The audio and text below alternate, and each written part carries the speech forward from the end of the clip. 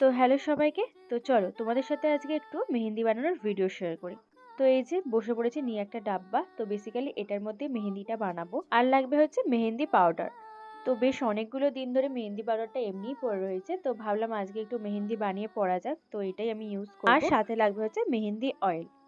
তো এগুলো ছাড়াও আরো কিছু জিনিস ইউজ করতে হবে, তো কি কি লাগবে তোমাদের সাথে শেয়ার করি চলো। আমি যেহেতু নিজের পড়ার জন্য বানাবো, তো বেশি বানাবো না, আমি একটা মতো কোন বানাবো, তো সেই অনুযায়ী আমি মেহেন্দি পাউডার নিয়েছি।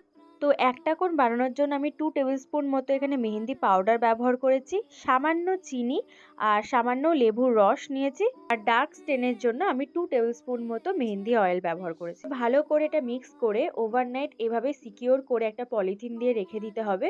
ওভারনাইট রাখার পর তখন দেখবে এমনি কালারটা একটু চেঞ্জ হয়ে গেছে। তো এবার এটাকে ভালো করে মিক্স করতে হবে অল্প অল্প জল দিয়ে। এখানে বলে রাখি, ভালোভাবে মিক্স করার জন্য তোমাদের একটা ছোট্ট স্প্যাচুলা অবশ্যই প্রয়োজন, এতে মিক্স করতে তোমাদেরই সুবিধা হবে। তারপর একটা আমি কোন বানিয়ে নিয়েছিলাম। তো এই ছিল ভিডিওটা। তো তোমাদের যদি কোন বানানোর ভিডিওটা লাগে তাহলে বলো, আমি শেয়ার করব।